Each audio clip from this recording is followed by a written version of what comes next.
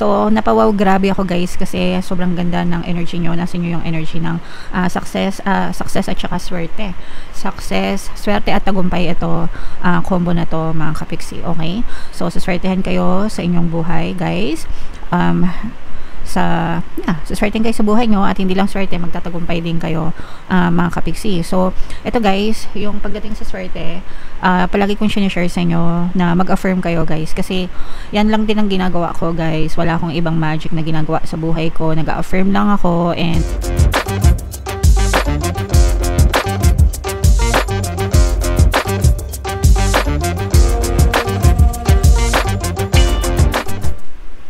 hello guys, hello Sagittarius, welcome back to Pinay Pixie Tarot. Ang pamagat ng episode natin for tonight guys is full moon kapalaran para ngayong December to January para sa Sagittarius, Sun, Moon, Rising sign and Venus. So yung ating full moon guys ngayong December ay sa December 4 and yung next na full moon naman natin ay sa January 3 mga kapiksi. So ang reading na to ay para sa period na yan. Ang pamagat ng ating full moon guys ay cold moon, isa din siyang super moon mga kapiksi. So ito yung moon message para sa inyo guys. It's a time to give rather than take, especially guys ngayong season na to. It's the season of love, holiday season, di ba? So ito yung gift giving, love giving, panahon ng pag-ibig, panahon ng pagbibigay mga kapiksi. And to be honest guys, mas maganda yung nandun ka sa posisyon na ikaw yung nagbibigay kasi ibig sabihin no na kaluwag-luwag ka kaysa sa ikaw yung tumatanggap. Although syempre masarap naman talaga yung nasa receiving end ka, 'di ba? Yung ikaw yung makatanggap from other people, but you know what I mean guys, no? Kapag kasi ikaw yung nagbibigay, ikaw yung nakakaluwag-luwag. So kapag nakakaluwag-luwag ka, ibig sabihin blessed ka mga kapiksi. Alright? So yeah, attune to the moon, recommit to healthy morning and evening routines mga kapiksi. So health natin guys, ingatan natin. Walang amount ng pera ang makakapantay kapag kalusugan mo na yung at stake mga kapiksi, 'di ba?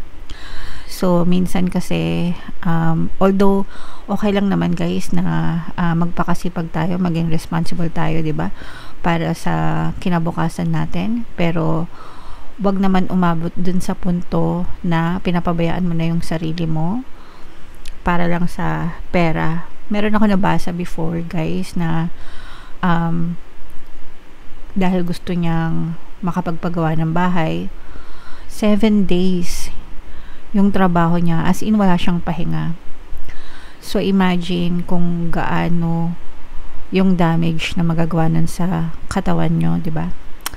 Kailangan natin magpahinga mga kapiksi. Healthy habits guys, okay? Additional meaning nitong card na to, gradual improvements are coming. So mag-i-improve yung mga sitwasyon niya sa buhay. Dahan-dahan lang mga kapiksi, but definitely that is something that you should look forward to. Pay attention to details if you want success. Kung gusto nyong sumakses sa buhay mga kapiksi, you have to pay attention sa lahat ng mga bagay na nangyayari sa inyo.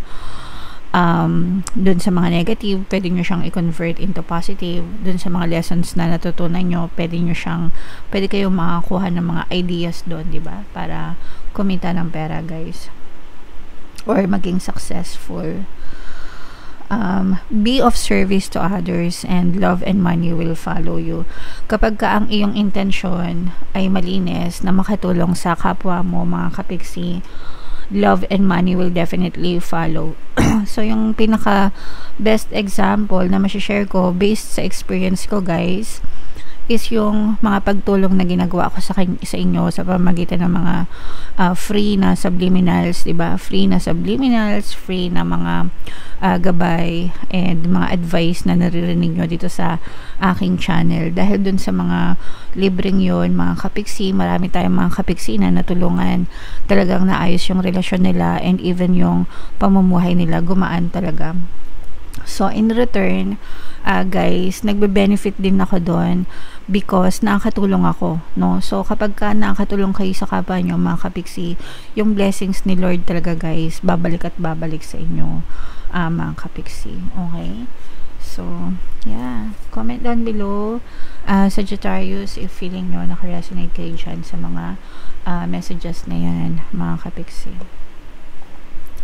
So, shuffle natin to, Sagittarius. Habang sinashuffle ko to, guys, panoorin nyo muna yung video natin regarding sa ating paano mag-manifest ng abundance video course. Kapiksi, sawa ka na ba sa mga struggles at hirap sa buhay mo? Masipag ka ba at masikap sa buhay ngunit hindi ka pa rin umaasenso? Ilang beses ka na bang nag-attempt mag-negosyo at mag-invest pero palagi ka pa rin nalulugi? Sa pagkakataon na ito ay maaaring may subconscious beliefs ka na nagiging balakid sa iyong pag-unlad at pagyaman. Introducing, paano mag-manifest ng abundance video course. Dito ay matututunan mong ma-overcome ang mga balakid mo para tuluyan ka ng umunlad, umasenso, sumagana, maging matagumpay, successful at maswerte sa iyong kabuhayan, pera, trabaho, negosyo sa lapi at kaperahan ng bonggang-bongga. Dali, mag-send na ng email sa pinoypixie@gmail.com at simulan na ang iyong pagyaman ngayon. Alright, so sa lahat ng gusto mag-avail ng course, guys, meron tayong paano mag-manifest ng abundance video course, paano mawala ang third party at magkaroon ng harmonious na relationship, and paano pabalikin si ex or vice versa.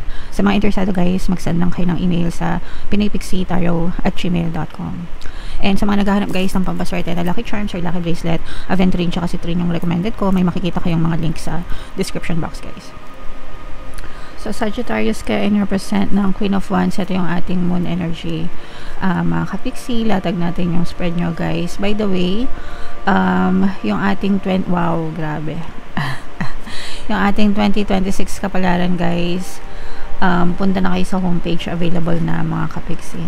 So, napawaw, grabe ako, guys, kasi sobrang ganda ng energy nyo. Nasa nyo yung energy ng success at saka swerte.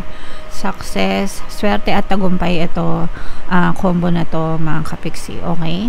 So, saswertehan kayo sa inyong buhay, guys.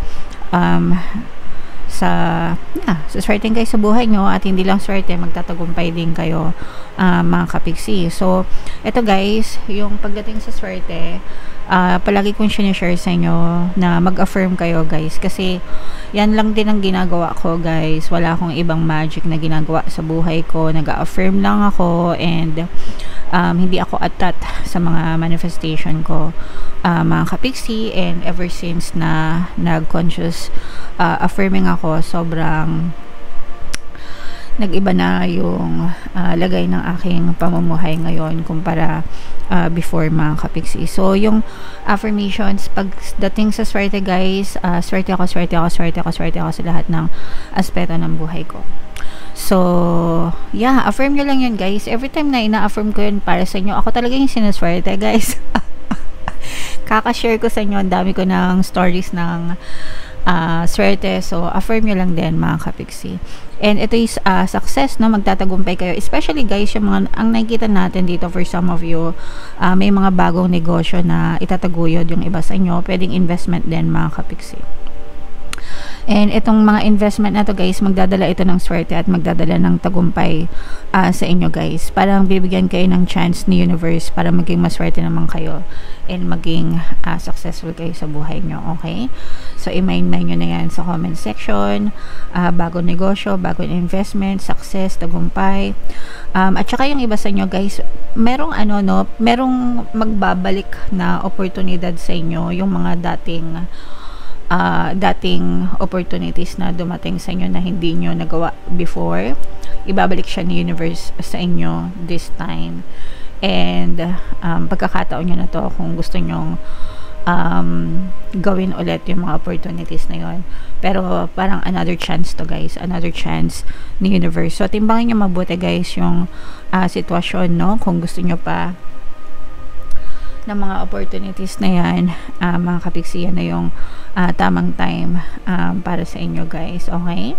Alright, so i-mind nyo na yan, mga kapiksi. Ayan, no? Mga bagong opportunities talaga ito pagdating sa kaperahan, guys. So, ang nakikita natin dito for some of you is hindi naman mabilis yung inyong progress, guys, pero tuloy-tuloy yung pasok. And again, no, ulitin ko lang, mga bagong opportunity ito, guys, sa pagkakakitaan. Okay? No opportunities sa pagkakakitaan. Again, no, chance mo na to na gawin kung gusto mo, mga kapiksi, kasi sabi ko nga sa inyo, magdadala ito ng swerte, mga kapiksi. Mas magiging makulay ang buhay nyo, mas magiging exciting. Wow, na-excite ako para sa inyo. Mas magiging exciting, guys, yung inyong buhay. Alright? And ito naman, guys, pagdating sa relationship, nakikita natin na kung matagal kayong natameme sa relationship nyo, or kung meron kayong mga unresolved issues, guys, nag-heal yung mga relationship issues nyo sa inyong mga partner or specific person, lalo na, guys, kung meron kayong emotional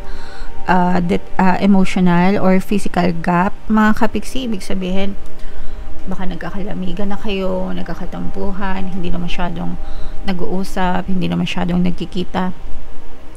Itong person mo, yung reason kasi, yung person mo, hindi niya alam yung gagawin niya, hindi niya alam kung paano kanya i-approach, pero magkakaroon siya ng lakas ng loob ngayong Pasko, guys, no, para mag-reach out sa inyo, mga kapiksi. Kung meron man siyang kasalanan, maaari siyang mag-sorry sa inyo, humingi ng tawad.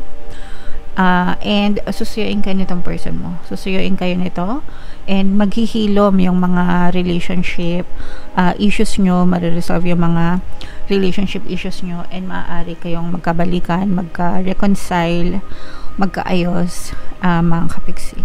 So, happy ang inyong relationship, guys. Okay? So, napakaganda, parehas, guys, sa pera at saka sa relationship, parehas maganda yung energy. So, imay-imay nyo na yan sa comment section, guys. Okay?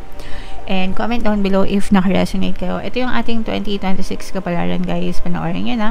Ito naman yung ating success stories ng paano mag-manifest ng abundance video course. Thank you for liking, sharing, and subscribing, guys. See you next time. I love you all. Have a nice day. Bye-bye.